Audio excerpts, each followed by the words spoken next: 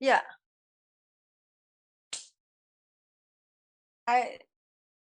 reopen. Assalamualaikum warahmatullahi wabarakatuh. Our subject for today is sociology of literature. Yeah. So we are talking about literature from perspective of sociology. So we'd like to talk about the first meeting is about the arrangement of the class.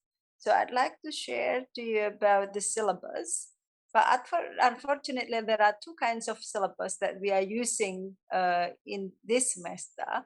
So I'd like to talk to you about the syllabus that I have, and also I want to offer to you about the syllabus, whether you like it or not, or maybe you want to add another thing. So I will give you the fixed syllabus, I think, the following meeting. Okay? Yeah. Okay, good. Because I want to read from our device, so I'd like to off cam. Yep. But before that, I'd like to check the attendance. Ya, saya matikan dulu ya camnya. Oke, saya akan mulai dari Hadi Saputra. Apakah Hadi Saputra ada di sini? Yep, Hadi Saputra. No? And then baik Laili Rahmawati.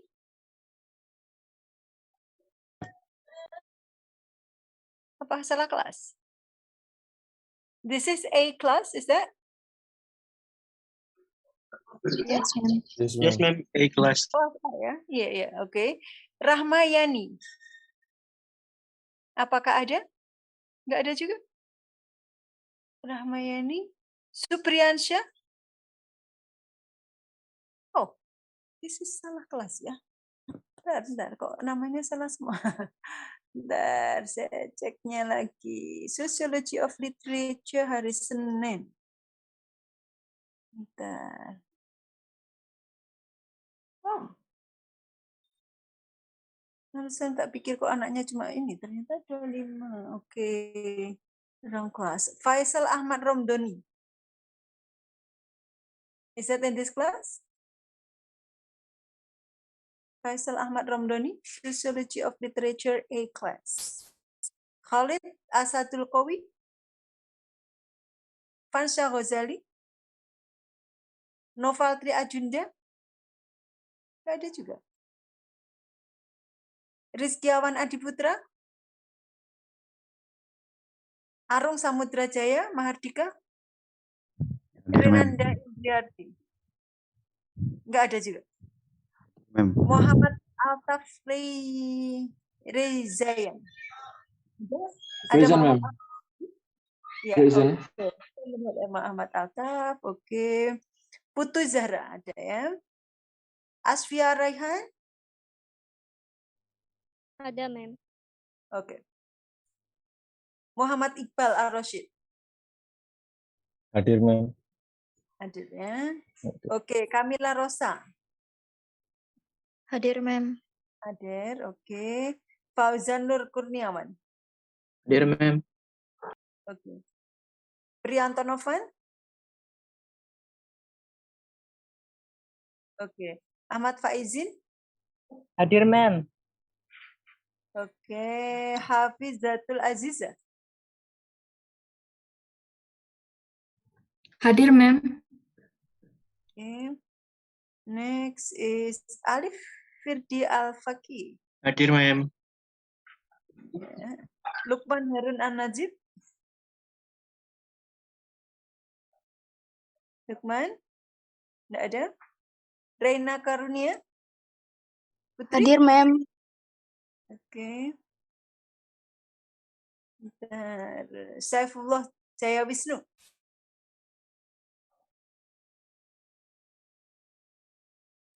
Saifullah Jaya Wisnu.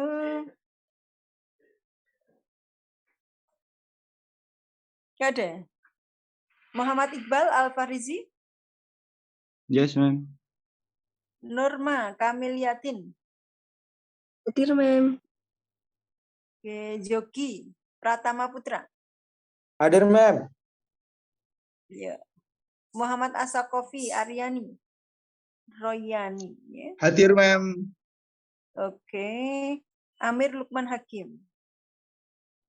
Hadir, ma'am. Oke, good. Berarti yang nggak hadir, tadi ada Saifullah Jaya Wisnu nggak ada ya. Lukman Harun An-Nazib nggak ada. Yang lain adalah yang kelas atas, yang angkatan 18. Angkatan 18 itu berarti semester. Oke. Don't worry about that. Okay, now we are talking about the syllabus. Jadi mata kuliah kita ini namanya adalah Sociology of Literature. Lalu capaian pembelajaran. Nah, di sini yang harus kita bicarakan bersama.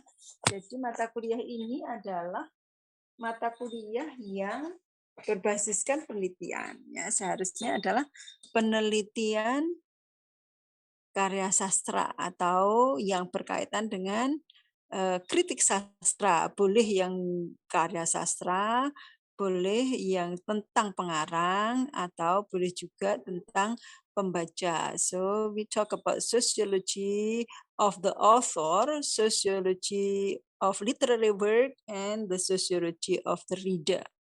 Nah, di situ yang menurut saya belum banyak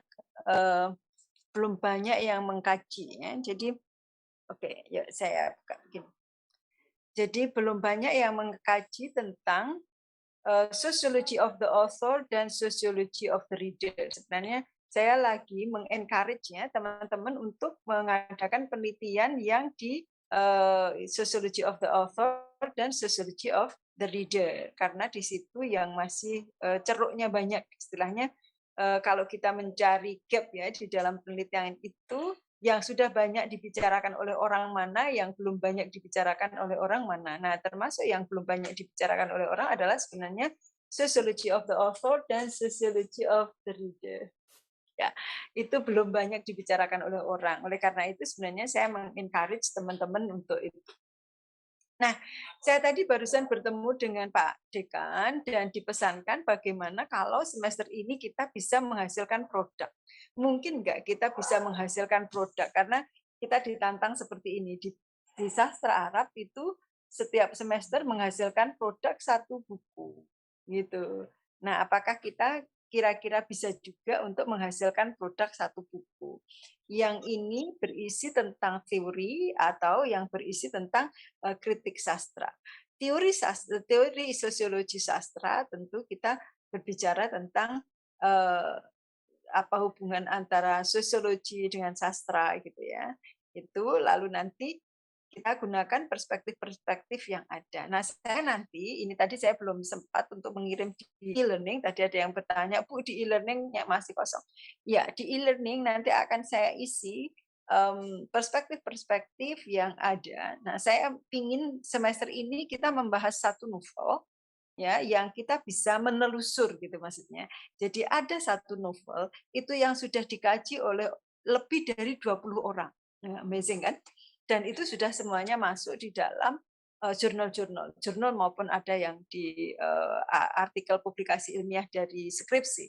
Tetapi menurut saya itu sesuatu yang sangat bagus untuk kita contoh bahwa kita tidak akan kekurangan ide sebenarnya untuk menulis sebuah kritik sastra, karena buktinya ada 1 gitu ya yang bisa kita telusur.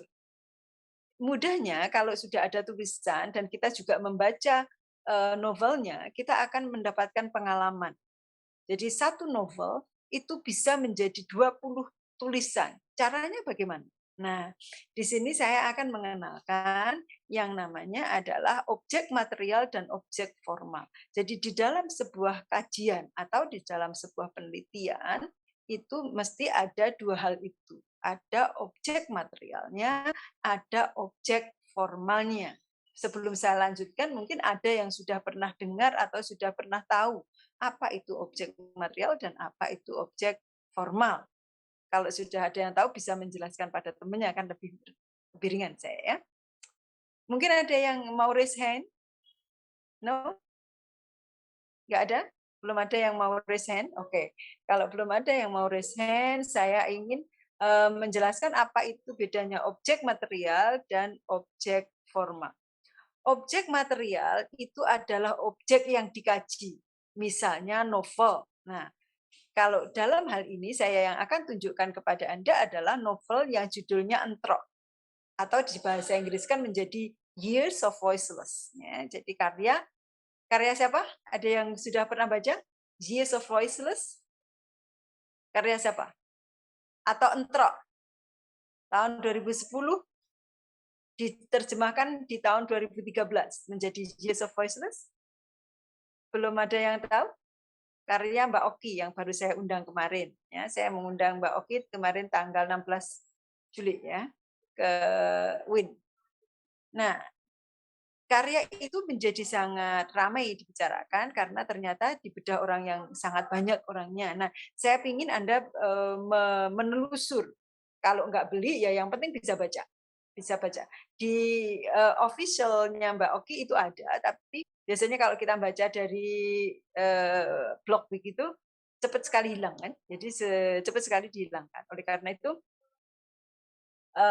sebentar saya tak mengadmit ada teman yang masuk. Oke, ya. Nah, saya menyarankan Anda untuk membaca, nanti saya kirim ke itu 20-20-nya, ya kalau bisa. Kalau enggak saya kirim judulnya saja, biar enggak menu-menuin, tolong dicari sendiri. Nah, Anda mau tertarik dengan yang mana gitu ya, nanti harus kita tindak lanjut. Apa yang ingin saya katakan adalah bahwa kita nanti akan membuat, kalau mungkin, itu membuat dua hal. Yang pertama, itu adalah membuat buku dengan memecah ya, dengan memecah materi-materi yang ada. Yang kedua adalah membuat jurnal. Anda nanti baca, saya yakin Anda setelah membaca jurnal yang ada yang saya share itu, Anda akan muncul percaya diri. Oh, kalau hanya kayak gini aku pasti bisa, gitu ya. Ternyata enggak sulit-sulit amat kok, ternyata mudah, gitu. Tetapi yang harus dipahami adalah itu tadi, dua hal. Yang pertama adalah objek material, yang kedua adalah objek formal. Objek materialnya ini tadi sudah kita tentukan, kita akan membedah novel yang namanya Entrok atau Years of Voiceless. Ya. Yang kedua objek formal. Objek formal itu apa? Objek formal adalah pisau analisanya. Biasanya objek formal ini akan berkait dengan teori. Jadi teori apa yang Anda gunakan? Tentunya harus lingkupnya sosiologi.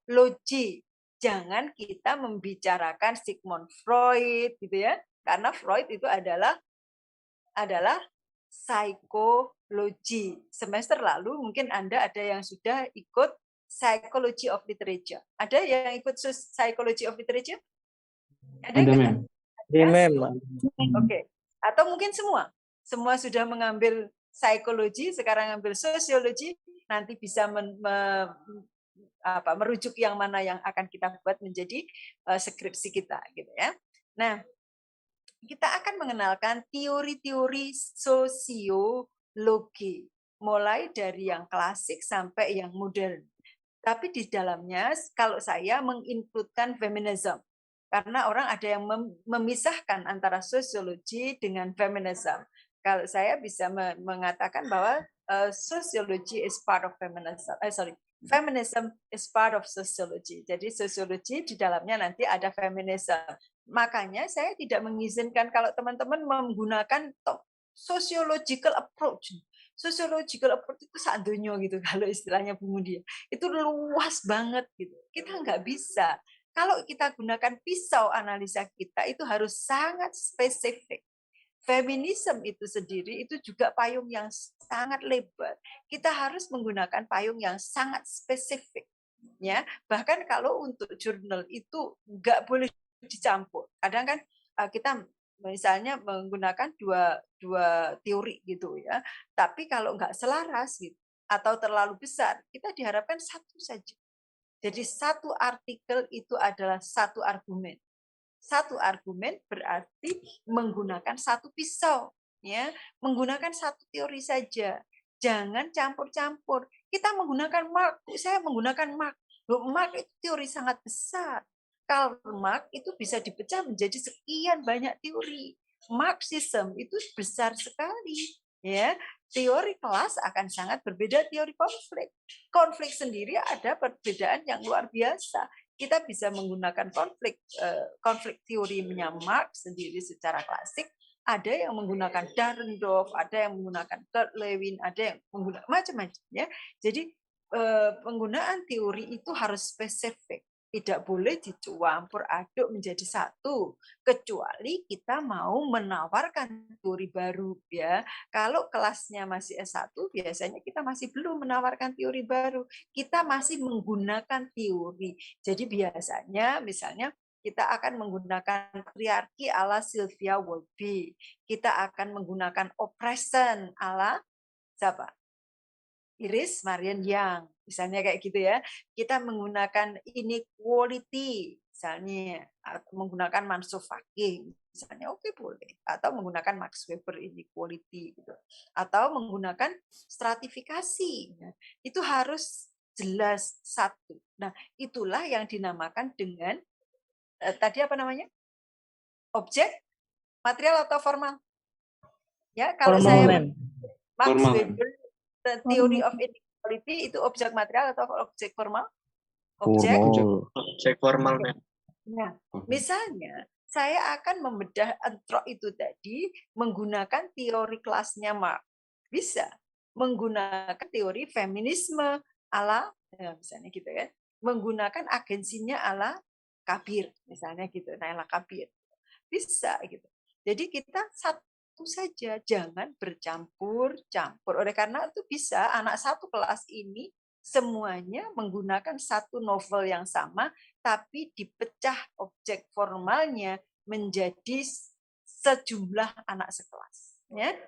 Ada yang gitu, ya, boleh menggunakan misalnya sociology of the author, berarti kita mempermasalahkan Oki Madasarinya, gitu ya. Jadi semacam menggunakan biography of Oki Madasari, bisa menggunakan karyanya si Entrok itu tadi, gitu ya. Oki Madasari pun kita hanya menggunakan satu aja, Entrok misalnya gitu. Atau menggunakan sociology of the readers. Jadi kita meminta teman-teman membaca, lalu dari situ kita buat pertanyaan-pertanyaan, nah kita akan menggunakan teori resepsi. Gitu. Nah, yang teori resepsi itulah namanya adalah objek formal. Jadi kita tergantung menggunakan teori apa atau pisau analisis apa, itu yang dikatakan sebagai objek formal. Oleh karena itu harus sangat spesifik. Jangan melihat contoh yang salah. Di fakultas kita masih ada teman-teman yang menggunakan previous studies-nya itu gaduh-gaduh banget. Pokoknya pendekatan feminism itu ada yang menggunakan teori gender discrimination, ada yang oppression, ada yang struggle, itu dijadikan previous studies semua. Saya bilang, loh ini namanya gaduh-gaduh, nggak bisa begitu. Kalau Anda mau ngomong tentang gender discrimination, semuanya dari previous studies itu harus gender discrimination, jangan dicampur jadi satu gitu. Nah, jadi kalau saya biasanya membedakannya previous studies menjadi dua. Previous studies yang berkaitan dengan objek materialnya dan previous studies yang berkaitan dengan objek formalnya. Objek materialnya itu untuk mengatakan bahwa gitu ya, walaupun entrok itu sudah dibahas oleh 20 orang peneliti terdahulu, tapi belum ada satu orang pun loh yang menggunakan teori agensi perempuan ala Naila Kabir, misalnya gitu. Itu sudah menunjukkan gap, ya kan? Kita kan harus menemukan novelty. Untuk menemukan kebaruan dari sebuah penelitian, kita harus menunjukkan gap-nya, bolongnya di mana, yang belum dibahas oleh orang apanya, gitu ya. Jadi walaupun sudah ada 20, tetapi belum ada yang meneliti tentang gitu. Itu tadi.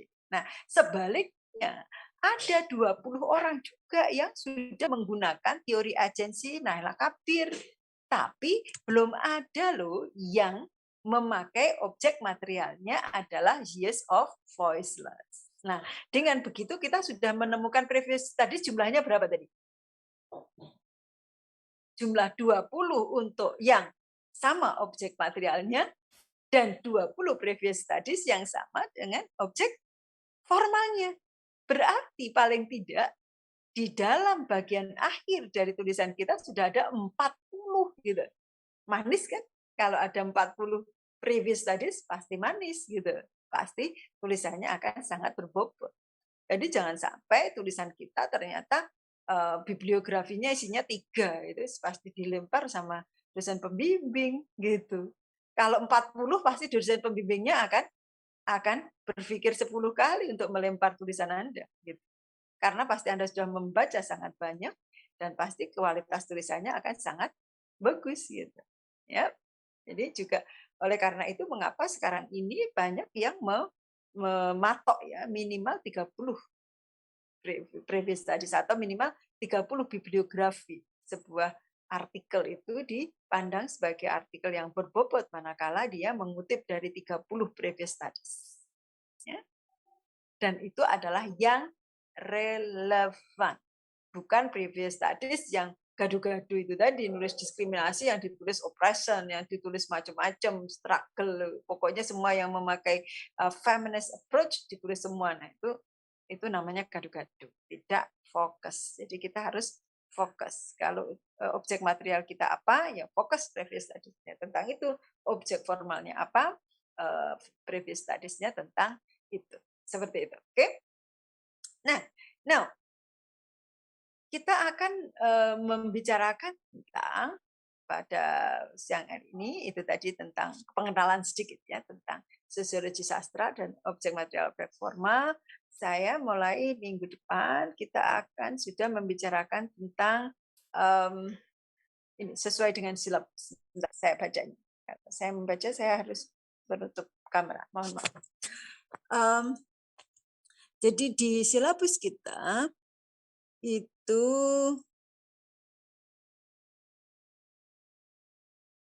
ya, capaian pembelajaran prodi, mahasiswa mampu menguasai metodologi penelitian bahasa dan kritik sastra, mahasiswa mampu melakukan kritik sastra Inggris dengan menggunakan teori dan pendekatan yang relevan. Okay.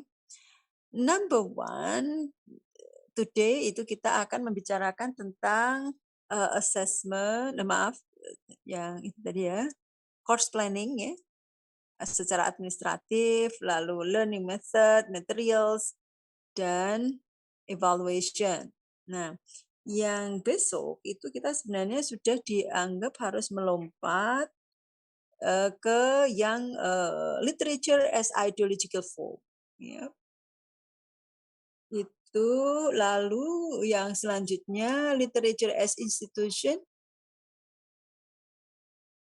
Nah, pertemuan selanjutnya kita sudah akan membicarakan tentang Introduction to Weber's Theory of Social Inequality and Social Stratification. Ya. Jadi kita akan membicarakan tentang stratifikasi sosial dan inequality. Ya.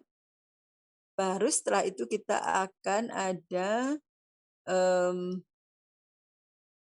middle test. Nah, setelah middle test, kita membicarakan mark, ya, base and superstructure, dan historical materialism. Baru kita membicarakan tentang Foucault Theory on Ideology. Nah, ini yang saya mengapa masih agak ragu, karena kenapa kok dipecah ideologi itu menjadi 2. Nah, ini yang masih akan saya konsulkan lagi dengan jurusan. Menurut saya kalau ideologi dihabiskan, baru kita membicarakan yang lain. Lalu kita akan berbicara tentang teori-teori yang lain yang dipilih oleh Anda termasuk feminisme gitu ya. Jadi mungkin teman-teman karena ini sudah semester 7 pasti sudah sering baca ini, sudah sering baca skripsi ya. Saya harap semuanya sudah sering baca skripsi. Nah, sudah mulai punya angan-angan kira-kira yang aku suka itu apa gitu ya. Baik secara objek material maupun objek formal. Mungkin objek material sama-sama sudah ada yang dibidik ya. Oh, saya suka dengan novel ini gitu, karena novel ini adalah novel yang sangat terkenal misalnya gitu. Tapi apakah kita sudah mempunyai cantolan teori? Nah, kalau belum nggak apa-apa, kita baca dulu. Nanti kita akan menemukan alat mana yang kita sukai, gitu ya. Alat analisis mana, pisau apa? Apakah kita cenderung menjadi Weberian atau Marxian, gitu ya? Marx pun nanti ada beberapa macam. Kita bisa berbicara tentang base and superstructure. Kita juga bisa berbicara tentang teori konflik, misalnya. Konflik juga bermacam-macam, ya. Nanti kita bedah. Nah, karena ini musim COVID-nya, saya ingin menawarkan kepada Anda tentang metode. Metodenya kayak apa kira-kira? Karena saya inginnya teman-teman itu tidak bekerja sendiri. Karena bekerja sendiri itu berat ya. Tetapi saya ingin teman-teman teamwork. Ya, teamwork. Teamwork untuk mengerjakan misalnya satu artikel ya. Misalnya satu artikel kita akan kerjakan bareng-bareng. Karena dengan bekerja bareng-bareng, kita akan mencari previous studies-nya itu secara bersama-sama. Nah, mengapa mencari previous studies kok harus bersama-sama? Karena memahami teori itu nggak mudah. Ya, kalau misalnya teman-teman journal reading-nya itu bersama, itu bisa di luaran sana, bisa membuat grup sendiri untuk membicarakan tentang jurnal yang kita baca. Gitu. Jadi kita journal reading, kita baca bersama-sama, lalu kemudian kita share satu sama lain. Oh, aku udah kenal ini dengan Naila Kabir. Oh, aku belum. Aku punyanya adalah misalnya Nancy Forbes. Oke, gitu. Jadi, oh, aku punyanya apa namanya? Si Judith gitu, tentang intersectionality, misalnya seperti itu. Nah, itu kita bacanya bareng-bareng karena tulisan di luar sana itu jumlahnya ribuan, puluhan ribu, gitu, ratusan ribu bahkan. Oleh karena itu, kalau kita membacanya bersama-sama, kita akan mendapatkan literature review tentang hal yang sama, tapi secara sangat mendalam. Gitu. Saya memberikan waktu kepada Anda untuk membaca dulu apa yang saya kirim, ya nanti akan saya kirim lewat e-learning yang dari novel Years of Voiceless atau yang bahasa Indonesianya Entrok. Ada sekitar 20 tulisan itu. Kalau di saya mungkin yang agak sulit itu biasanya kalau dari skripsi. Kalau dari skripsi di luar itu kita nggak bisa mengambil kecuali abstrak. Ya. Kalau yang bab 4-nya tidak bisa diambil. Tetapi kalau Anda punya kartu sakti, Anda itu kan bisa mencari kartu sakti ya. Kalau bisa mendapatkan akses ke misalnya UGM gitu atau UI gitu, itu bisa gitu. Ya. Jadi kalau Anda punya kartu sakti, Anda bisa mencari itu. Kalau saya nanti nggak bisa menunjukkan keseluruhan isi, saya akan menunjukkan judulnya saja. Tolong dicarikan isinya, gitu ya. Kalau yang punya akses nanti bisa mencarikan isi.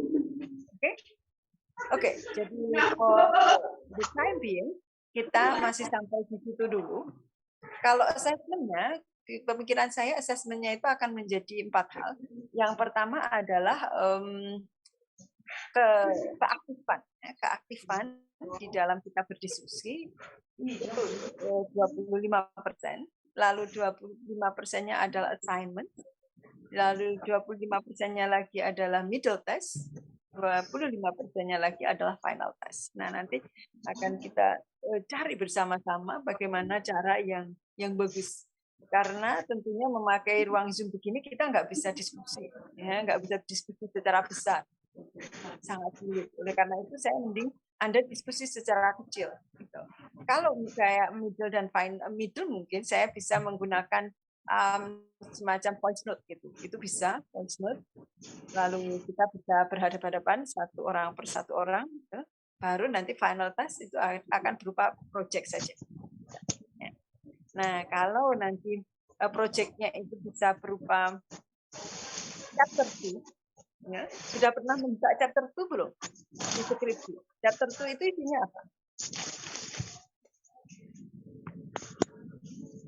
Chapter 2 itu isinya apa? Teori. Literary review, Ma'am. Ya, literature review. Ya, oke. Jadi isinya adalah teori. Literature review itu biasanya akan dimulai dari sociology of literature karena kita menggunakan pendekatan sociological approach ya. Maka kita harus pertama-tama di 2.1 itu adalah sociology of literature. Lalu kita akan ikuti dengan teori apa yang kita gunakan. Misalnya kita menggunakan operasinya Iris Marenjang, baru kita akan menggunakan Iris Marenjang. Misalnya kita akan menggunakan resistensinya James Scott, kita akan menggunakan James Scott dan kita ungkapkan sampai kita menemukan operasionalitasnya. Apa sih yang dimaksud dengan operasionalitas? Misalnya kita menggunakan Iris Marenjang, itu ada 5 phases of oppression. Nah, itulah yang nanti akan kita gunakan untuk membedah gitu, novel kita dari 5 kategorisasi. Ya. Jadi kita harus ingat di literature review itu paling tidak ada 2 hal yang harus kita pahami betul. Yang satu adalah definisi dari teori itu. Kita definisinya apa? Yang kedua adalah kategorisasinya. Nah, di kategorisasi itu harusnya kita sampai kepada operasional. Jadi kita sampai secara operasional kita bisa membedah. Misalnya 5 phases of oppression tadi, ada 5 hal yang harus kita tunjukkan kepada pembaca. Yang pertama adalah adanya misalnya exploitation, subordination gitu ya. Jadi dari novel itu mana yang termasuk eksploitasi? Tindakan-tindakan apa yang termasuk subordinasi misalnya. Lalu apa yang termasuk cultural imperialism kalau memang di situ menggunakan itu. Jadi mana yang powerlessness misalnya seperti itu ya. Jadi kita sudah ada kayak semacam definisi operasionalnya gitu. Jadi tidak boleh hanya gelondong yang nggak jelas. Itu satu pesan. Pesan kedua, ambillah giant-nya. Siapa sih yang mempunyai teori itu? Jadi kalau kita misalnya menggunakan Iris Marenjang, ya kita harus menggunakan 5 phases of Iris Marenjang sendiri. Jangan Iris Marenjang dalam Budiono. Gitu. Kalau Iris Marenjang dalam Budiono nanti udah jatuh nilainya. Gitu. Max Weber dalam siapa? Kalau misalnya menggunakan Max Weber ya kita harus cari dari Max Weber ini. Gitu. Walaupun memang kita akan menemukan orang yang terakhir menggunakan Max Weber itu Sopo, gitu ya. Di tahun 2021 yang masih menggunakan Max Weber itu siapa? Itu harus kita telusur. Artinya bahwa kita menelusur objek